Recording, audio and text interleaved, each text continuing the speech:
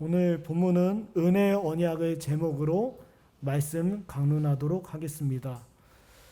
여러분, 은혜의 언약이 무슨 말이냐면요, 은혜의 언약은 하나님께서 당신의 백성을 구원하기 위해서 약속하신 거예요. 그 구원을 약속하신 것을 이야기합니다. 오늘 갑자기 바울이 이야기하다가 아브라함이 등장합니다. 그럼 아브라함을 등장시키는 이유는 바로 은혜의 언약을 설명하기 위한 거예요. 은혜의 언약이 과연 무엇인가? 그들이 행위로 구원받았는가? 아니면 믿음으로 구원을 받았는가? 하나님께서는 처음부터 행위로서 구원을 약속하신 것이 아니라 믿음으로써 구원을 약속하셨는데 그 대표적인 인물이 아브라함이라는 거예요. 그런데 너희는 아브라함의 후손이라 이름하지만 너희는 아브라함이 자랑했던 믿음이 아닌 사람의 행위와 사람의 수고를 의지하고 있으니 너희는 잘못되었다라고는 이야기합니다. 어제 어떤 분이 저한테 전화가 오셨어요. 밤늦게 전화 오셔가지고 왜 목사님은 성도를 가려봤습니까? 라고 막 저한테 따졌어요. 목사님은 왜 성도를 가려봤습니까? 대전에 있는 어떤 한 교회 집사님인데 제가 이렇게 이야기하다가 집사님, 제가 몇몇 분들만 받는 게 아니라 저희 모교회 출신들은 한 사람도 받지 않습니다. 그러면 이것이 제 목회 철칙이에요. 왜 받지 않느냐면요, 본인들은 자신들이 은혜의 언약 아래 머물러 있는 줄 알고 그걸 자랑으로 여겨요. 그러나 실상은 좀 이따 이야기하겠지만 실상은 행위의 언약 아래 머물러 있으면서 자기가 은혜 아래 있다라고 자랑하는 자들이 한국교회에 굉장히 많기 때문이에요. 굉장히 많기 때문입니다. 그래서 제가 받지 않는 이유예요. 왜냐하면 계속해서 행위의 언약을 의지하는 사람들의 특징은요, 계속해서 자기 의를 가지고 이야기하고 있고요. 그리고 고집스러운 마음으로 사람의 심령이 너그럽지 않아요. 항상 따지기를 좋아하고 다투기를 좋아하고 항변하기를 좋아하고 그 고집스러운 마음을 계속 품고 있기 때문에 받지 않는 거예요. 받지 않은 거예요. 왜냐하면 그런 분들이 교회 안에 채워지게 된다면 목회자가 괴롭고 힘들기 때문에 바로 말씀을 전할 수가 없어요. 그런 사람들이 입장과 시선을 계속 눈치를 봐야 되는 상황이 있기 때문에 하나님의 말씀과 구원의 교리에 순복하지 않는다라고 한다면 오지 마십시오. 오지 마십시오. 했는데 막 따지더라고요. 그래서 제가 어제 한참을 또 이렇게 이야기를 나눴는데, 보세요. 그러면 행위 언약이 뭐고, 지금 제가 이야기한 것처럼 행위 언약이 뭐고 은혜 언약이 과연 무엇입니까? 한번 오늘 그거에 대해서 살펴보려고 합니다. 그럼 우리 본문을 한번 먼저 보겠습니다. 본문 1절에서 3절까지인데요. 1절에서부터 3절까지인데 한번 읽겠습니다. 시작.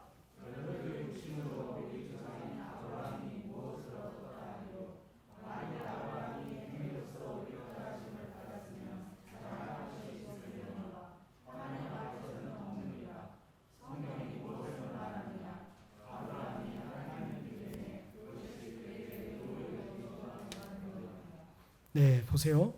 여러분, 아브라함을 등장시키는 이유가 은혜의 언약을 설명하기 위해서 아브라함이란 인물을 등장시키는 거예요. 사람이 행위로서 구원을 받는 것이 아니라 은혜로서 구원을 받는다. 그 대표적인 인물로 아브라함을 가지고 옵니다.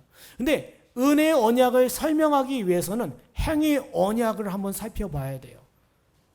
보세요. 하나님께서 인간을 창조하시고 에덴에 사람을 두셨습니다. 그것이 최초의 인간이에요.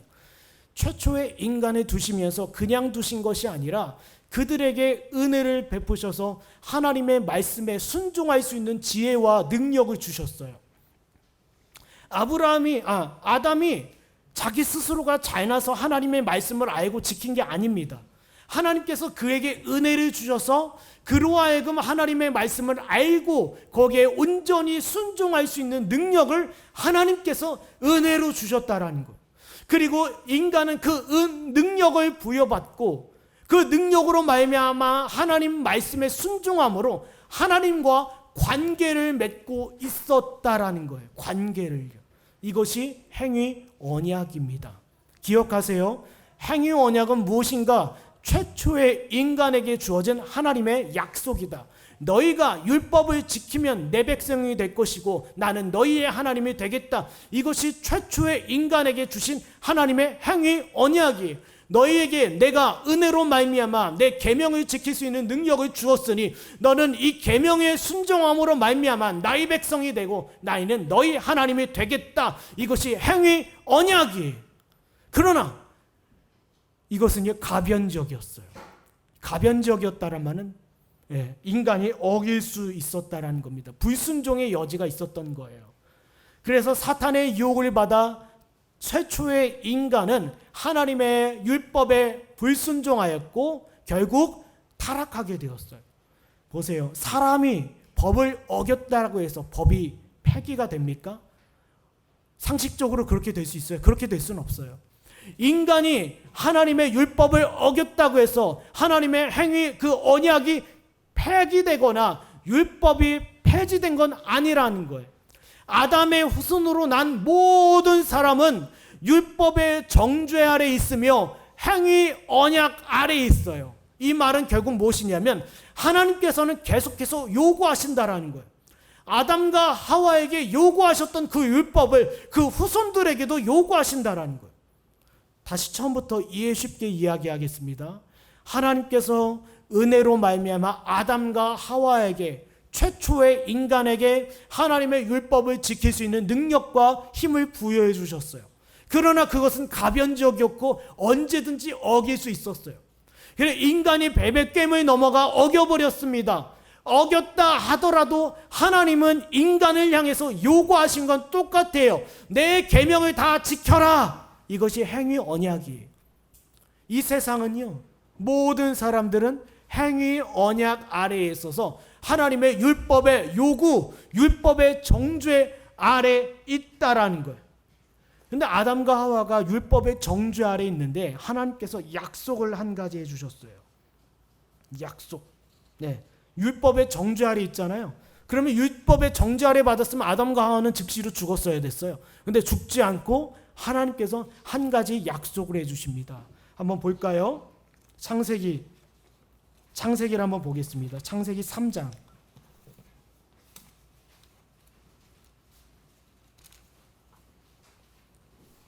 15절.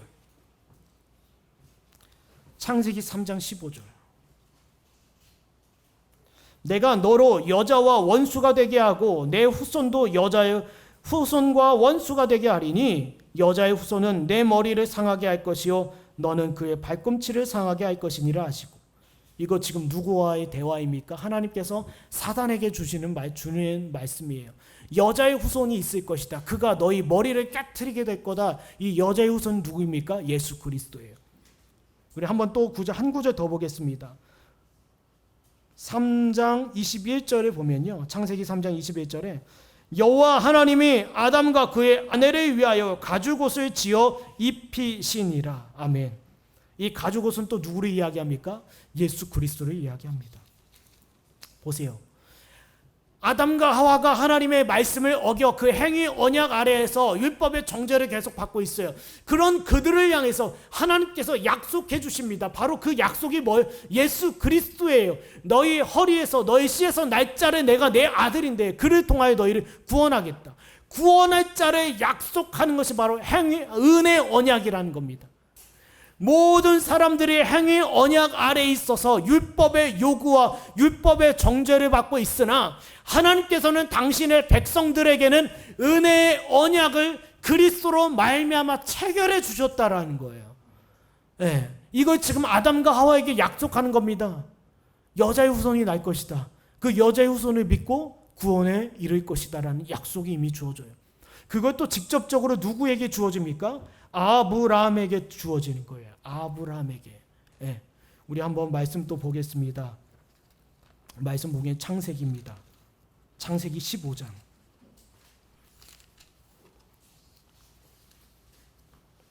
네. 6절. 창세기 15장 6절. 아브라함이 여호와를 믿음에 여호와께서 이를 그의 의로 여기시고. 뭐라고요? 아브라함이 그리스도를 믿음에 그것을 의로 여겨 주셨다. 이게 바로 은혜 언약입니다. 은혜 언약이에요. 하나님께서 그리스도로 말미암아 약속을 체결해 주셨어요.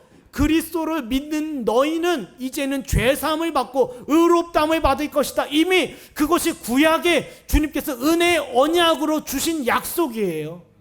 여러분, 은혜 언약은 약속입니다. 그리스도로 말미암아 너희를 죄를 용서함 받고 의롭다함을 받겠다. 이게 약속이에요. 그걸 은혜 언약이라고 합니다. 은혜 언약이라고 얘기해요. 아브라함도 여기에 예외가 없었다는 겁니다. 그래서 하나님의 성도들이 이를 깨달으면 무슨 소리가 나옵니까? 입술에서요. 한번 볼까요?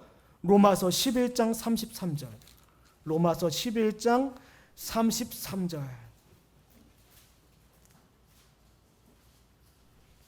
로마서 11장 33절을 보면 깊도다 하나님의 지혜와 지식에 풍성하며, 깊도다 하나님의 지혜와 지식에 풍성하며. 여러분, 제가요 이 문제로 신학교 가기 전까지 심각하게 고민을 하고 있었어요. 그런데 결국 이 구원의 교리를 깨닫고 나서 제 스스로가 외쳤던 고백이 바로 이겁니다. 깊도다 하나님의 지혜와 지식이요. 죄인을 구원하기 위해서 이미 창세전에 그 아들을 계획하셨고, 인간이 죄를 범하여 행위 언약 아래에서 율법의 정죄를 받고 있자 그런 자들을 위해서 하나님께서 누구를 약속해 주셨다? 그리스도를 약속해 주셨다. 이것이 바로 은혜의 언약이며 곧 뭐예요? 이를 믿는 자마다 멸망치 않고 죄사함과 의롭다심을 받겠다. 이걸 이미 계획으로 보여주셨고 아브라함에게 주셨던 겁니다.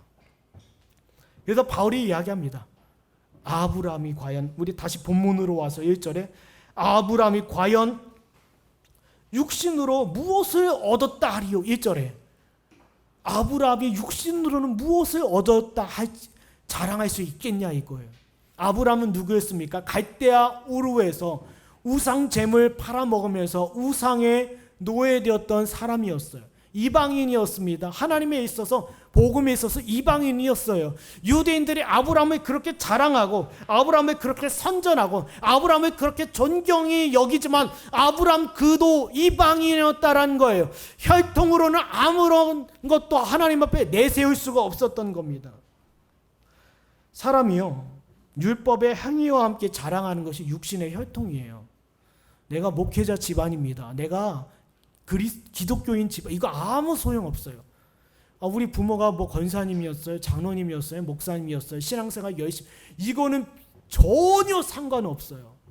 여러분, 우리 자식들을 앞으로 시집을 보낼 때, 우리 장가를 보낼 때 여러분 여기에 속으면 안 됩니다. 이 부모가 신앙생활을 얼마나 잘했는지, 몇 대째 기독교 집안인지, 몇 대째 또 목회자, 이거 아무 소용없어요. 성경에 그 어떤 인물들도 육신의 혈통을 자랑한 법이 없었습니다. 한번 볼까요? 마태복음 3장 9절.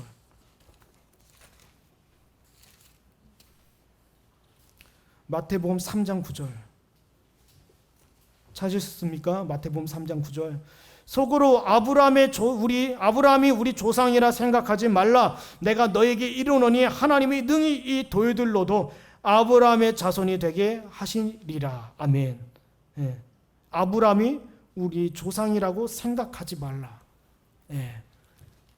아니요, 제가 우리 딸내미를 선교원에 보냈을 때 선교원 원감님이 굉장히 목사님 딸이라고 굉장히 특별하게 보는 거예요. 제가 말씀드렸습니다.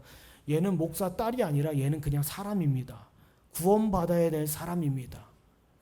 아버지가 목사란 거와 전혀 아무 상관없어요. 아버지는 그냥 아버지는 아버지고 이 딸은 딸이에요. 여러분은 여러분이고 여러분의 자식은 여러분 자식이에요. 육신의 혈통, 아브라함이 과연 자랑할 만한 게 있었습니까? 내 아버지가 무슨 몇 대째 기독교 집안이, 이거 아무 중요한 거 아니라는 거예요. 아브라함이 과연 자랑할 수 있었겠냐라는 거예요. 아브라함은 알고 있었어요. 내가 혈통으로 따진다고 하면 자랑할 것이 하나도 없다라는 사실을요. 내 아버지는 이방인이었고 할아버지는 우상숭배였다라는 거, 이거 내세울 게 없었던 거예요. 그러나 아브라함이 그렇게 하지 않았는데 왜 유대인들은 그러고 있냐라는 거예요. 유대인들은 지금 혈통을 따지고 혈통을 자랑하며 내가 몇 대째 어떤 집안이고 어떤 선지자의 어떤 지파의 후손이다, 이걸 자랑하고 있는 거예요. 너희가 아무리 유다 지파든 아무리 레인이든 아무 의미 없다. 과연 너희 조상 아브라함이 그걸 자랑할 수 있었겠냐? 이걸 따지고 들어갑니다. 그리고 본문 2절에 만일 아브라함의 행위로서 의롭다 하심을 받았으면 자랑할 것이 있으려니와 하나님 앞에서는 없느니라. 이 말은요, 아브라함이 육신에 따라 얻은 것이 무엇이며 너희처럼 혈통과 족보를 자랑하더냐 이거예요. 창세기를 한번 봐라 이겁니다. 창세기를 한번 봐라. 아브라함이 그걸 자랑하고 있느냐? 자신의 혈통을 내세울 것이 있었으며 그리고 자신이 행위로서 의롭다 하심을 받은 것을 내세우고 있느냐? 어디 봐라. 그 기록 있으면 한번 자랑해 봐라. 아브라함이 그걸 하나님 앞에 자랑했느냐? 근데 너희는 왜 지금 자랑하고 있냐라는 거예요. 그리고요, 아브라함은 하나님께 자랑할 것이 없었다라는 것은요, 하나님의 심판을 피하기 위해서 숨을 말한 것이 그에게는 없었다라는 거예요. 한마디로 아브라함은요, 하나님 앞에서 파산 선고 받은 사람이에요. 오라 나는 곤고한 자로다. 이 사망의 몸에서 내가 어떻게 구원함을 받겠습니까? 이게 아브라함의 고백이었다라는 겁니다. 그런데 행위 언약 아래에 있는 사람들은요, 이런 고백이 없어요. 행위 언약 아래에 있는 사람은요, 인생에 있어서 한 번도 오라 나는 곤고한 사람입니다, 이 사망의 몸에서 내가 어떻게 건짐을 받을 수 있습니까? 율법의 정죄함을 받고 있다는 걸 깨닫지 못하고 나는 여전히 은혜 안에 있는 줄 알고 나아간다라는 거예요. 여러분, 교회에서 교인들을 받을 때 가장 주목해야 될 것이 바로 이겁니다. 이 사람이 지금 자신이 율법의 정죄를 받고 있는가, 이걸 원래 살펴봐야 돼요. 지금도 살펴보고 있고요. 이 사람이 지금 자기 마음의 문제를 놓고 괴로워하는가. 이런 목사가 할 일은 율법을 설교하는 거예요. 원칙을 설교하는 겁니다. 너 이거 문제입니다. 이거 너 잘못했어요. 이거 돌이켜야 합니다. 그럼 우리는 이거 어쩌라고요? 제가 할 수 없는데요? 그러니까 주님께 나가야죠. 주님께 의지해야죠. 목사에게 와서 목사에게는 위로할 수 있는 능력이 없어요, 저는요. 여러분이 율법에 대한 설교를 듣고 이렇게 해야 합니다, 저렇게 해야 합니다 했을 때 이 말은 뭐냐면 당신은 지금 율법의 정죄 아래 있습니다. 행위 언약 아래 있습니다. 그러니 핸드폰 좀 내려놓고 주님께 엎드리십시오, 이거예요. 근데 행위 언약 아래 있는 사람들은요, 계속해서 정죄합니다. 완고하고 고집스러운 마음을 갖고 계속 항변해요. 그래서 제가 어제 그 집사님한테 내가 그래서 집사님을 받지 않는 이유가 여기 있습니다. 왜 잘난 척하면서 사람들이나 정죄하고 있습니까? 정죄하고 있습니까? 지금 집사님 필요한 건 집사님 무릎 꿇으세요. 하나님 앞에 엎드리세요. 하나님을 의지하세요. 유튜브 들어가면서 뭐 이런저런 영상 보고 뭐 아는 척하지 말고, 블로그나 좀 들어가서 무슨 내용에 대해서 좀 알았다, 이거 잘난 척하지 말고 엎드리세요. 지금 코로나 때문에 사람이 얼마나 많이 죽는 줄 아십니까? 백신이라고 나왔지만 이 백신이 이 코로나를 완전히 막을 수 있습니까? 모르는 일이에요. 하나님께 맡기세요. 살고 죽는 것은 하나님께 있습니다. 그만 좀 제발 좀 제 말 좀 들으세요. 근데 행위 언약 아래 있는 사람들은요, 자신이 율법의 정죄 아래 있다라는 것을 알지도 못하고 그걸 듣고 싶지 않아요. 근데 아브라함은 어떠했습니까? 하나님 앞에 두 손 다 들었어요. 파산 선고. 하나님, 내가 당신 앞에 자랑할 것이 없습니다. 주여 나를 불쌍히 여겨 주십시오. 만약에 아브라함이 행위로서 의롭다 하심을 받았으면 자랑할 것이 있었겠죠. 그러나 하나님께서는요, 그 자랑을 자랑으로 받아주시지 않는다라는 거예요. 보세요. 보세요. 이것과 똑같아요. 어떤 사람이 흙 구덩이에 빠져 있는데 빠져 있으면서 자기 옷을 자랑하는 것과 똑같아요. 아무리 자기가 멋진 옷을 입었다 하더라도 흙 구덩이에 빠져 있다라고 한다면 그것이 자랑할 만한 것이 되겠어요? 하나님께서 받아주실 만한 것이 되겠어요? 바로 이겁니다. 이걸 사람들은요, 하나님 앞에서 손을 들고 찬송하고 기도하고 뭔가 신앙의 모습을 보이지만 주님께서 원하시는 것은 당신이 행위 언약 아래 있어서 율법의 요구와 율법의 정죄 아래 받고 있다는 걸 깨닫기를 원하셔. 아브라함이 그걸 깨달았다라는 거예요. 깨달은 자에게 하나님께서 뭐예요? 깨달았다는 건 뭐예요? 자신에게 파산 선고를 스스로 깨닫고 누구를 의지해요? 주님을 의지해요. 주님을 의지해요. 예. 은혜 언약이 이거지 않습니까? 오실 예수 그리스도를 아브라함에게 가르쳐 주신 거 아니에요? 약속해 주신 거 아니에요? 이제 네 허리에서 날짜로 말미암아 내가 너를 구원하겠다. 이거 아닙니까?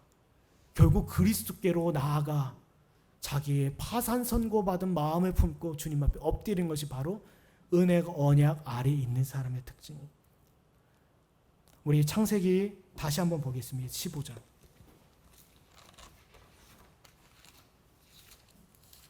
15장 우리 1절 한번 볼까요?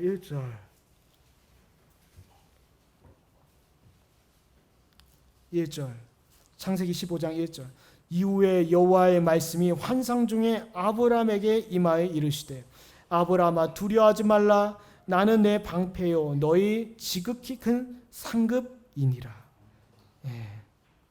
4절에 보겠습니다. 4절 여호와의 말씀이 그에게 임하여 이르시되 그 사람이 내 상속자가 아니라 내 몸에서 날짜가 내 상속자가 되리라.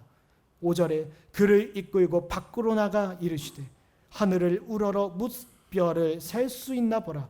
또 그에게 이르시되 내 자손이 이와 같이 있으리라. 6절에 아브라함이 하나님을 여호와를 믿음에 여호와께서 이를 그의 의로 여기시고 이겁니다.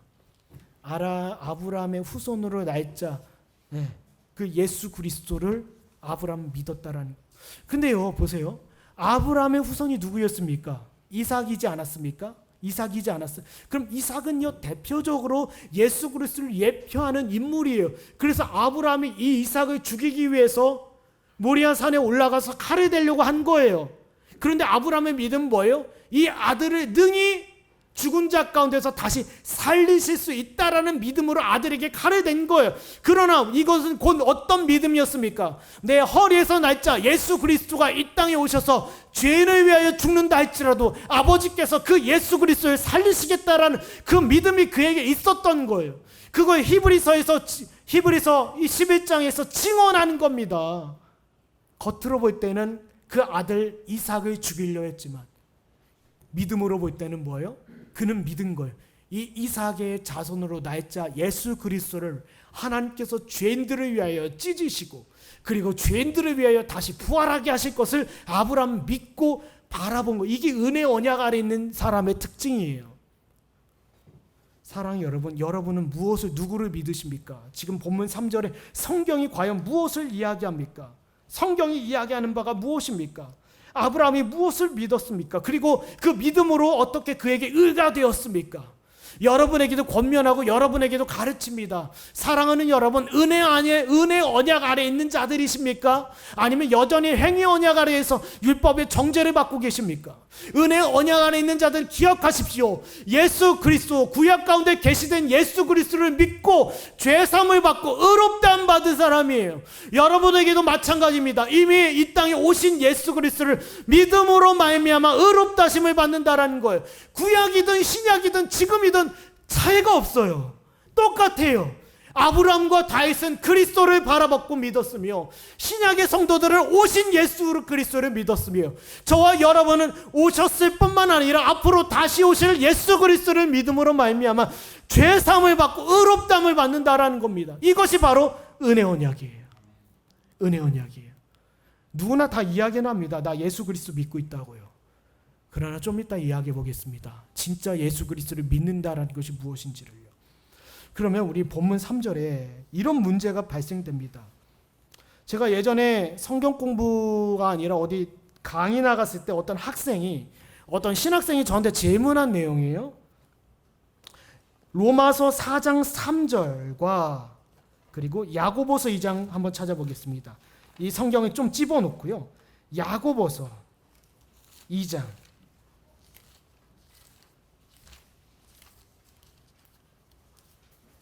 21절과 24절.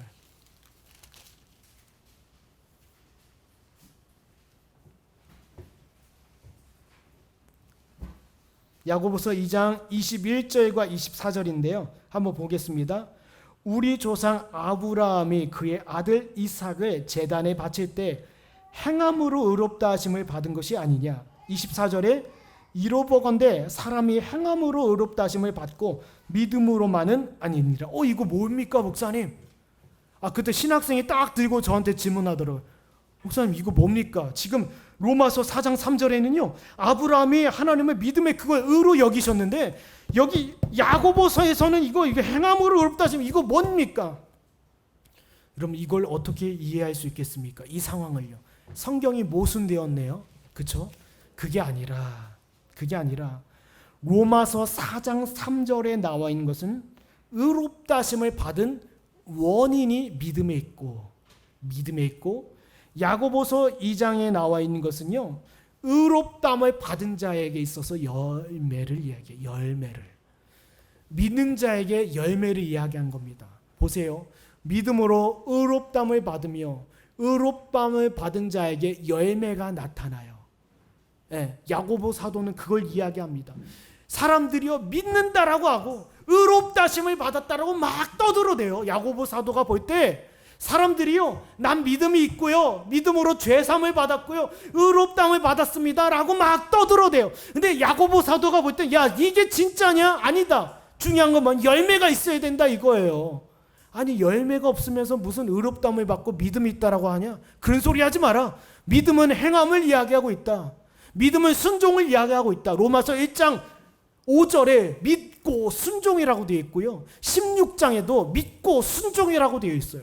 믿음으로 의롭다 하심을 받는 거 맞습니다. 그러나 믿는 자에게는 반드시 열매가 나타나요. 열매가 나타나요. 말씀을 듣고 순종하고자 하는 마음이 일어나고요 부드럽고 너그러운 마음이 있어서 온유하고 겸손한 심령이 있어서 그걸 듣고자 한다는 거예요. 듣고자 한다는 겁니다. 이것이 바로 야고보 사도가 이야기한 서로 모순되는 말이 아니라는 겁니다. 은혜의 언약 아래 믿음이 있으며 믿음으로 말미암아 죄사함과 의롭다 하심과 믿음의 순종이 있다라는 거 기억해 주시면 좋을 것 같아요. 다음으로 4절에서 5절입니다. 4절에서 5절 우리 한 목소리로 읽도록 하겠습니다. 4절에서 5절 읽겠습니다. 시작.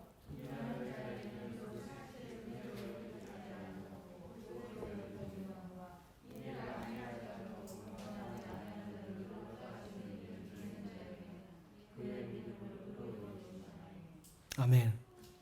보세요. 이제는요 본격적으로 행위 언약과 은혜 언약을 비교합니다. 4절에 나와 있는 것을요 행위 언약이라고 얘기해. 일하는 자에게 그 싹이 은혜로 여기지 아니하고 보수로 여겨지거니와 행위 언약 아래 있는 자들은요 결국 이 말은 무슨 이야기냐면 자기가 영광을 받아요.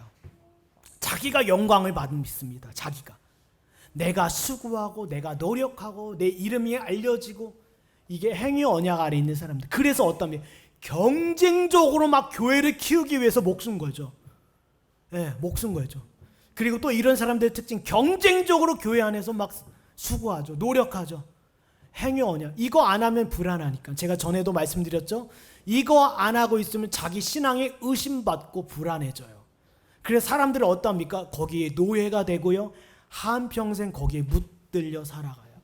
내가 뭔가 성경 공부를 받아야지. 내가 뭔가 하고 있어야 내 신앙에 있어서 안심되고 평안한 것처럼 인생에 있어서 계속 쳇바퀴 굴러가는 것처럼 있는 사람. 이런 사람들의 행위 언약 아래 있는 사람들의 특징이에요. 주님께서 말씀하셨습니다. 그들의 상을 그들이 취하고 있으니 그들의 것이다라고 얘기해요. 내가 줄 상은 그것이 아니라는 겁니다. 보세요. 그럼 목사님 이게 믿음의 행위와 그리고 믿음을 얻기 위한 행위 이거 어떻게 구별해야 됩니까? 보세요. 믿음을 얻기 위해서 행위를 가진 사람은요. 자기가 할 수 있는 것만 해요. 할 수 있는 것만 합니다.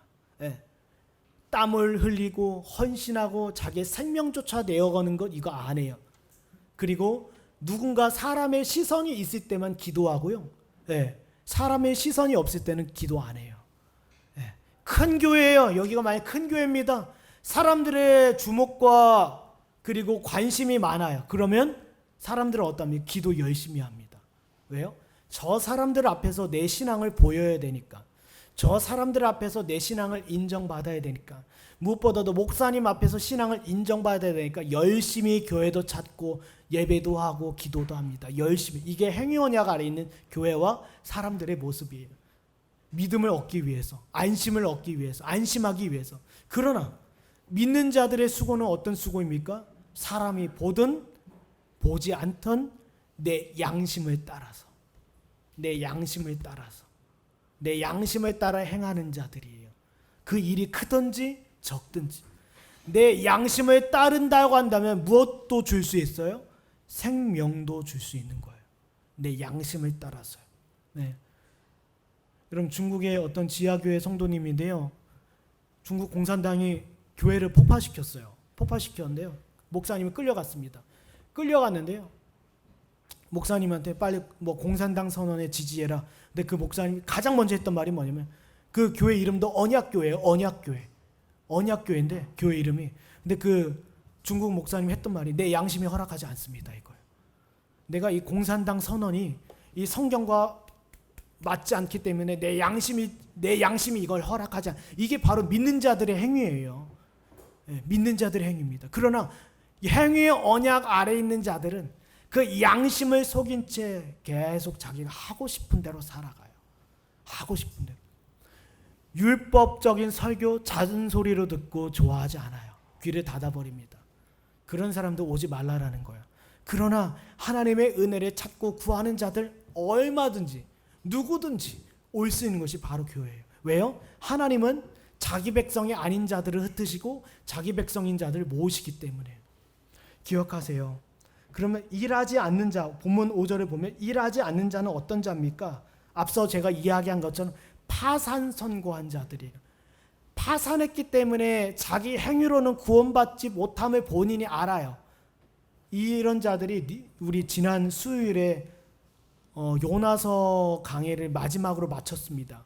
거기에 하나님께서 하신 말씀 뭔지 아십니까? 이 니누의 성에는 좌우를 분변치 못한 자가 12만이다. 이게 뭐예요? 어린아이들 12만 명 있다라는 거예요. 우리 선아 같은 아이들, 이 어린 아이들이 12만 명이 있다라는 거, 이 니누의 성읍에. 그럼 이 말은 뭡니까? 그들은 그들의 구원을 위해서 그 어떤 것도 할 수 없다라는 거예요. 그래서 내가 그들에게 은혜를 베푸는 것이 부당하냐? 지금 요나에게 얘기하는 거예요.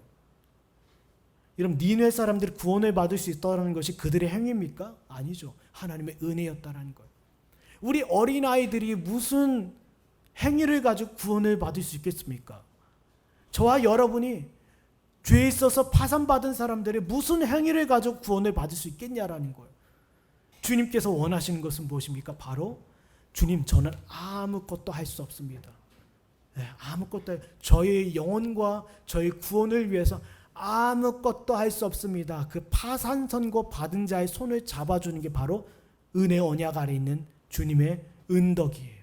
한번 보겠습니다. 우리 마지막으로 본문을 보면요, 6절에서 8절까지 보면 은혜 언약 아래 있는 자의 특징. 예, 지금 행위 언약과 은혜 언약을 비교했습니다. 그리고 마지막에는 은혜 아래 있는 자의 특징 6절에서 8절인데 한 목소리로 크게 읽겠습니다. 시작.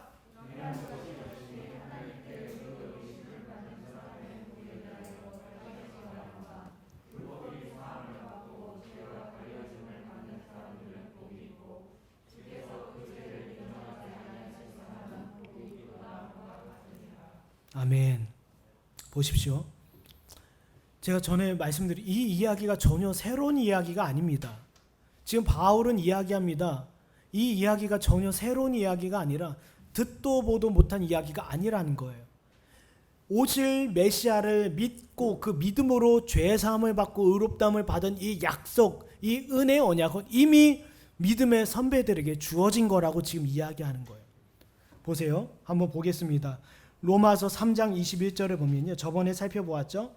로마서 3장 21절. 이제는 율법 외에 하나님의 한 의가 나타났으니 율법과 선지자들에게 증거를 받은 것이라. 율법과 선지자들에게 증거를 받은 것이라. 하나님의 의가 누구라고 했습니까? 그리스도죠. 이미 율법과 선지자들 또한 그걸 이야기하고 있다는 거예요. 우리 창세기로 또 가보겠습니다. 창세기 17장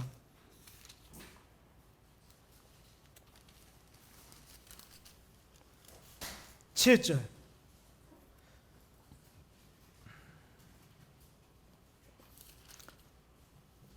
창세기 17장으로 가보겠습니다. 보면요, 보세요. 내가 내 언약을 나와 너 및 내 대대 후손 사이에 세워서 영원한 언약을 삼고 너와 내 후손의 하나님이 되리라. 이게 뭡니까? 은혜의 언약을 이야기하는 거예요. 내가 너희 하나님이 되겠다. 너희는 내 백성이 되겠다. 무엇으로 말미암아? 그리스도로 말미암아. 여러분이 그리스도로 말미암았다라는 건 증거. 내가 은혜의 언약 아래 있고 내가 그리스도로 비롯된 하나님의 언약 자손이라. 이걸 어떻게 알 수 있습니까? 두 가지예요. 죄 사함을 받고 의롭다함을 받은 사람이에요. 그럼 죄 사함을 받고 의롭다함을 받은 자의 특징 무엇이었습니까? 아까 말씀드렸죠. 순종이에요. 행함인데 행함은 곧 뭐예요? 네. 우리 주일학교 아이들에게 이야기한 내용이 여기 나옵니다. 히브리서 12장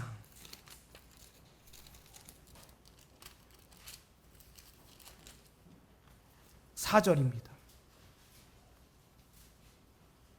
히브리서 12장 4절. 너희가 죄와 싸우되 아직 피 흘리기까지는 대항하지 아니하고. 네. 너희가 죄와 싸우되 아직 피 흘리기까지 대항하지 아니하고.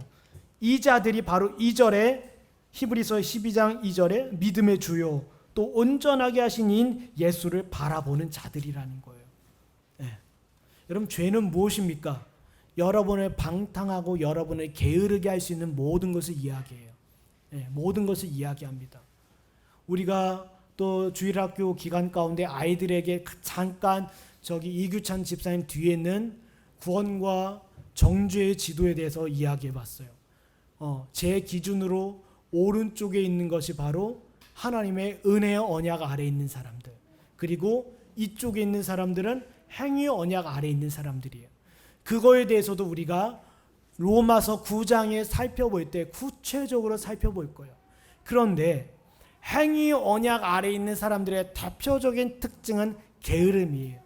여러분, 사람이 게으르면요, 목사님이 게으른 게 아침에 늦게 자고 늦게 일어나고 뭐 이런 겁니까? 뭐 그런 거일 수도 있어요. 그러나 실제적으로 볼 때는요, 자기에 있어서 수고하지 않고 싸우지 않는 사람들을 이야기해요. 네, 수고하거나 애쓰지 않는 사람들을 이야기해요. 이런 사람들을 바로 행위 언약 아래에 있는 사람들입니다. 누가 보는 사람 없으니까. 네, 제가 대학 시절에요, 대학생들 데리고 좀 살았습니다. 대학생들을 데리고 살면서 훈련시켰던 게 그거예요. 사람이 없던, 사람 있던 너희는 하나님 앞에 있다라는 사실을 기억해라. 이것이 바로 순종이에요. 여러분이 죄사함을 받고 의롭다함을 받았습니까? 그러면 그 이후로부터 여러분의 시간은 여러분 것이 아니며, 여러분의 삶은 여러분 것이 아니고, 여러분의 재물은 여러분의 것이 아니며, 여러분의 지식은 여러분 것이 아니에요. 이것이 바로 은혜의 언약 아래 있는 사람의 특징이에요. 왜요? 주님께서 그리스도로 말미암아 은혜로서 나의 죄를 씻어주시고 새 옷을 입혀주셨기 때문에 내가 어찌 세상 사람들처럼 똑같이 살 수 있겠냐라는 거예요. 철록정을 보세요. 우리 아이들과 나눴는데 크리스천 옷 바뀐 거 아시죠? 여러분, 십자가 언덕에서 죄의 사함을 받고 그리스도인이 옷을 달리 입었어요. 옷을 달리 입었다라는 거예요. 옷을 달리 입었다라는 것은 이제 뭐예요? 나는 주의 것이라는 거예요. 이게 바로 은혜 언약 아래 있는 자의 특징입니다. 아브라함이 은혜 언약 아래 있었기 때문에 주께서 원하시자 그 아들을 바치는 거예요. 네. 사랑하는 여러분, 신앙은요 모르는 겁니다. 여러분의 삶은 모르는 거예요. 죽음이 당장 눈앞에 올 수도 있는 문제입니다. 네. 죽음이 당장 눈앞에 올 수 있는 사람 문제예요. 그러나 그 문제 앞에 사람들은요, 게으르고 나태하고 자기와 전혀 상관없는 일이라고 살아갑니다. 사랑하는 여러분, 기억하십시오. 여러분 스스로가 나는 은혜의 언약 아래 있는가? 나에게 있어서 죄 사함을 받고 의롭다함을 받았다라고 한다면 내 안에 있는 양심은 주를 위하여 뜨겁게 반응할 텐데, 주를 향하여 뜨겁게 소리칠 텐데, 주를 향하여 뜨겁게 이야기할 텐데, 과연 나는 나의 양심과 마음은 어떠한가? 네. 본문에 다윗의 글을, 다윗의 증언을 가지고 옵니다. 시편 32편 1절의 말씀인데요, 다윗도 이야기합니다. 세상에 있어서의 최고의 복, 우리 자녀들이 앞으로 누릴 최고의 복은 불법이 사함을 받고 죄가 가려진 이 일이 최고의 복이라는 거예요. 불법이 사함을 받지 않고 죄가 가려지지 않은 상태에서 좋은 대학을 가고, 좋은 대학을 가고 좋은 직장을 가면 무슨 소용이 있겠냐라는 거예요. 무슨 소용이 있겠냐라는 겁니다. 부모들은요, 우리 자녀가 좋은 대학 가고 좋은 배우자 만나서 잘 살길 바랄 거예요. 그러나 제가 금요일날 우리 아이들을 놓고 기도해 준 것이 있습니다. 물론 좋은 배우자 만나고 좋은 아이로 커가는 것 중요하죠. 그러나 지상 최고의 복이 임했으면 소원합니다. 이게 제 목회자의 간절한 소원이에요. 우리 아이들이요, 20살이 되면 손을 어느 정도 떠납니다. 그리고 결혼하면요, 완전 떠난 거예요. 자신의 길을 자신이 살아가야 돼요. 그러면 그 길 앞에서 부모의 심령은 다급해요. 내가 봐도 이 사람 지금 행위 언약 아래 있어서 구원의 은혜가 없는데 얼마나 다급하겠습니까? 늦기 전에. 여러분, 나중에 하나님 천국 가서 여러분이 땅을 치고 가슴을 치는 일이 없길 원합니다. 나는 어떻게 여기 왔는데 내 자녀들이 거기에 오지 못했다? 이처럼 비참한 일은 없을 거예요. 그러니 사랑하는 여러분, 기도하십시오. 하나님, 지상 최고의 복이 우리 자녀들에게 임하길 원합니다. 성경 어디에서도요, 돈이 많고 물질이 많고 건강해지고 이걸 복이라고 얘기 안 합니다. 성경 한번 찾아보세요. 돈 많은 게 복이에요? 유명해지는 게 복이에요? 명예를 얻는 게 복이에요? 잘 먹고 잘 사는 게 복입니까? 결혼해서 세상 사람들처럼 그냥 좋은 가정 이루고 안전하게 안락하게 사는 게 복이에요? 아닙니다. 그들 가운데 구원의 은혜가 임하고 하나님을 향하여 진정한 그 믿음의 경향성과 이게 없으면요, 그 가정은 그 통째로 우리 갈 길 가는 거예요. 이런 은혜가 여러분 가운데 있기를 간절히 소원합니다. 불법이 사함을 받고 죄가 가려지는 그 은혜가 여러분 가운데 있기를 원하고요. 내가 행위 언약 아래에 있어서 율법의 정죄를 받고 있다, 이걸 깨닫는 심령들은 여기 히브리서 12장 2절의 말씀처럼 어떠합니까? 구해야 합니다. 믿음의 주요, 우리를 온전하게 하신 이인 예수를 바라봐야 돼요. 주여, 나를 불쌍히 여겨주십시오. 주여, 나를 좀 불쌍히 여겨주십시오. 주님, 나를 좀 살펴봐 주십시오. 무엇을 먹을까, 무엇을 입을까, 사람들과 어떻게 놀고 먹고 마시며 즐길까, 이걸 위하여 목숨을 걸고 자기 인생의 모든 시간을 거기에 쏟는데 투자하는 것이 아니라, 주여, 내게 있어서 가장 아름답고 복된 은혜, 불법이 사함받고 죄가 가려지는 그 일이 내 안에 있기를 원하나이다. 내 안에 일어나기를 원하나이다. 우리 가족 안에 있기를 원하나이다. 그 증거를 내가 이제 뚜렷하게 찾겠습니다. 이거예요. 그 증거를 내 자녀에게 있어서 샅샅이 찾겠습니다. 내 자녀에게 있어서, 내 자신에게 있어서 뚜렷하게 조사하겠습니다. 행위 언약 안에 있는 사람들 그거 조사 안 합니다. 교회 나오니까, 신앙 고백 있으니까, 봉사하니까, 교회 다니는 친구와 결혼했으니까 얘 괜찮은 거야, 이처럼 어리석고 멸망의 길로 즐거이 손잡고 행하는 사람 없을 거예요. 저희 이거 좀 민감한 이야기지만, 저희 친구 목사님 교회 한 성도님이요, 백신을 맞고 돌아가셨는데, 보세요. 그 일을 처리하는 과정과 형편을 이렇게 보면서 제가 느낀 게 있습니다. 그 가족들 그 누구도 슬퍼하지 않아요. 물론 슬퍼하죠. 그러나 무엇을 인정합니까? 하나님의 주권을 인정해요. 슬프죠. 아버지가 돌아가셨는데. 목사님도 얼마나 슬펐는지 목사님은 일주일 동안 밥 한 끼를 못 먹었대요. 마음이 너무 슬퍼가지고. 예. 그 믿음이 그 좋던 그 집사님이 돌아가셨어요. 근데 중요한 건 있어요. 여러분 보세요. 백신이든 코로나든 교통사고든 어떤 질병에 걸리든 우리의 삶은 죽음과 가장 가까이 있다라는 거예요. 가장 가까이 있습니다.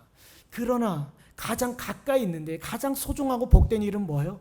그리스도가 내 안에 오셔서 내 구주가 되시고 내가 죄사함 받고 의롭다함 받아 하나님의 천성에 들어가는 것이 이거 가장 큰 일이 아니겠어요? 네. 그럼 그 돌아가신 분들은 그걸로 끝납니까? 아니죠. 주님께서 뭐라고 약속하셨습니까? 다시 오시는 날 그들이 천군과 천사와 함께 우리를 마주하게 될 거라는 거예요. 이것이 약속이고 이것이 소원이고 이것이 소망이고 이것이 기쁨인 거예요. 우리 아이들을 향해서 기도해 주는 가운데 제 마음이 뜨거웠습니다. 이 아이들의 부디 다시 만날 수 있기를요. 다시 만날 수 있기를요. 그리고 복되고 아름다운 하나님의 나라에서 함께 우리의 영원한 구주이신 예수 그리스도를 찬양하는 게 얼마나 기쁜 일입니까? 이보다 기쁜 일은 세상에 없을 거예요. 우리 아이들이 어물리 가서 물놀이하는 거 이거 기대하겠지만 이것보다 더 복된 일은 우리 한 사람 한 사람이 죄사함을 받고 의롭다함을 받아 하나님의 영원하신 나라 그거 들어가는 게 복된 일 아닙니까? 그걸 위해서 우리 양심과 우리 행실을 조사하고 살피자라는 거예요. 목사가 할 수 있는 일은 이겁니다. 율법을 선고합니다. 이렇게 살아야 합니다. 저렇게 살아야 합니다. 이렇게 행해야 합니다. 왜요? 제가 할 수 있는 일이 그거기 때문에. 우리 아이들 봤잖아요. 철로역정 보면서 전도자가 올 때마다 혼내지 않습니까? 왜 시험에 빠졌습니까? 왜 게으릅니까? 왜 이렇게 합니까? 당연하죠. 이걸 해야 소리를 지르고 소리를 치고 혼내고 훈계하면 그 사람이 그리스도를 의지하는 거예요. 그 사람이. 네. 몇 주 전에 어떤 제 후배가 결혼한다고 저한테 연락이 왔어요. 결혼하면서 막 이것저것 자랑합니다. 이거 준비했고 이거 저것 준비했고 제가 계속 들어주더니 들어주니 야 너희 교회는 잘 나가냐? 교회는 잘 나간대요. 그러나 너희는 기도는 하고 있냐? 기도는 뭐 가끔 이렇게 한다고 해요. 근데 제가 거기요. 제가 소리치면서요. 제가 훈계했어요. 너희 부부가 지금 손잡고 지옥길로 가는 걸 너희는 지금 좋아할 거냐? 당장 기도해라. 작정하고 엎드려라. 지금 뭐 이렇게 뭐 이제 결혼하니까 그 신혼이 끝나고 결혼 생활에 지옥이 될 수 있다. 그렇잖아요. 처음에는 눈이 콩깍지가 씌어가지고 서로 결혼했어요. 그러나 이제는 그 인생을 둘이 살아가야 돼요. 누구 앞에? 주님 앞에서. 사탄이 오는 날 사탄이 가정을 깨기 위해서 얼마나 역사하는 줄 아십니까? 사탄이요. 사탄이 여러분 우리가 뭐 사람들 뭐 동성이다 뭐 동성애 문제 있다 그리고 뭐 낙태죄 생명의 뭐 무슨 이거가 사탄이 이걸 통해서 원하는 거 딱 하나 하나님께서 창조 때 주셨던 최초의 언약 남자가 여자를 사랑하고 여자가 사랑하고 그 언약을 깨트리기 위해서 사탄은 역사하고 있다라는 거예요. 그러니 하나님의 성도들은 기도해야 된다라는 거예요. 제가 가까이 지냈던 어떤 목사님 가정이 최근에 이혼을 했어요. 목사도 이혼하는 세상이에요. 목사도요.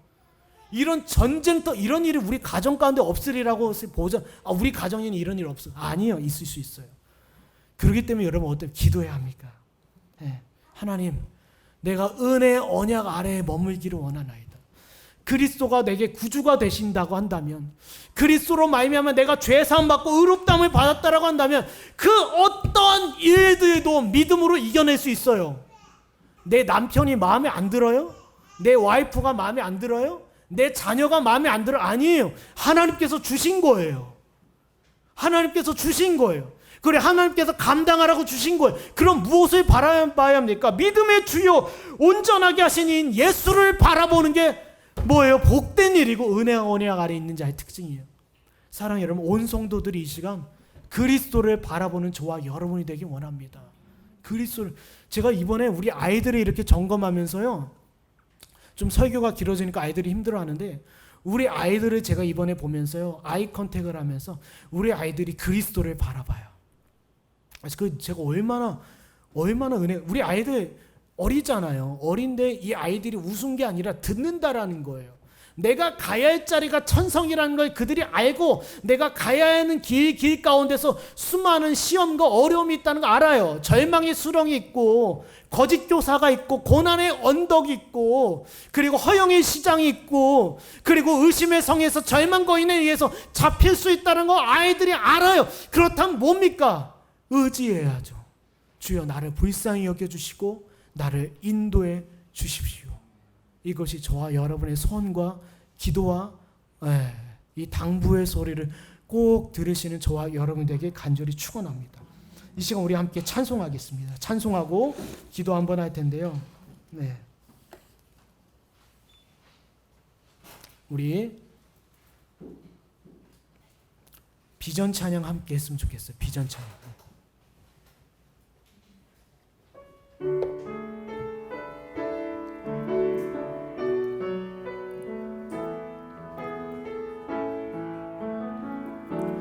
우리 보좌 앞에 모였네. 함께 주를 찬양하며 하나님의 사랑 그 아들 주셨네. 그의 피로 우린 구원받았네.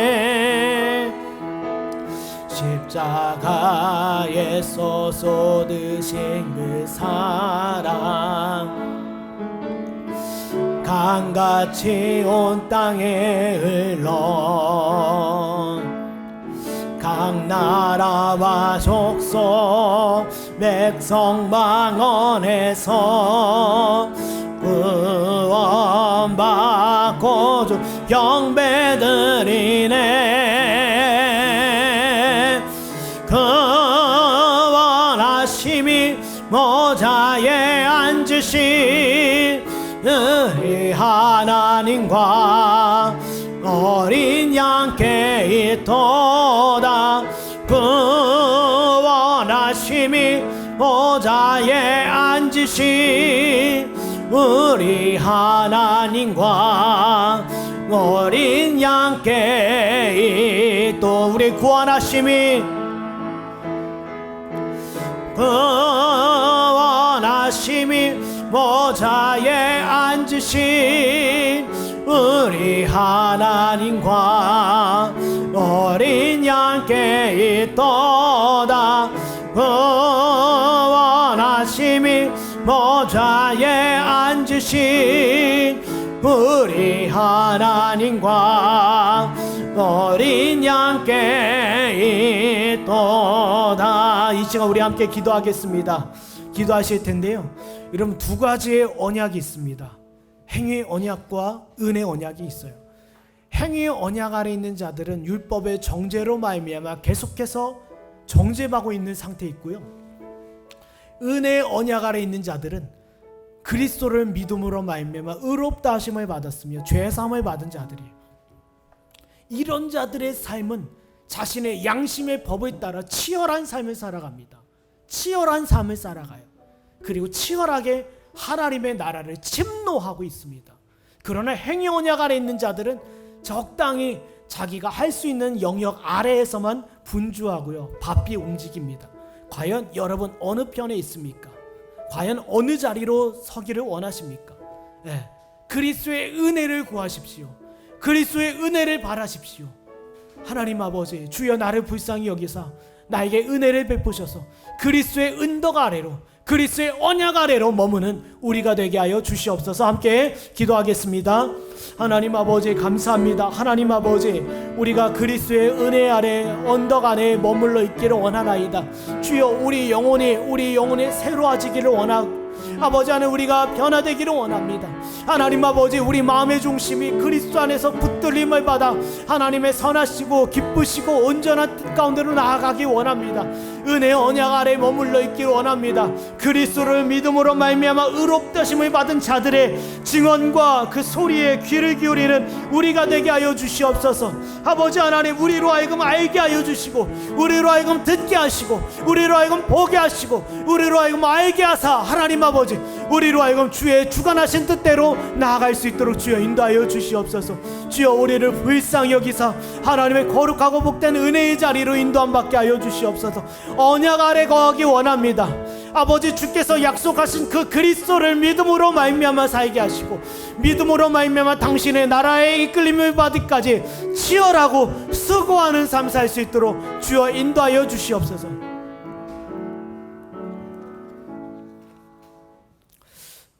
하나님 아버지, 우리의 양심을 따라 행하게 하시고 양심의 법을 따라 수고하며 행하는 하나님의 성도들이 될 수 있도록 인도하여 주시옵소서.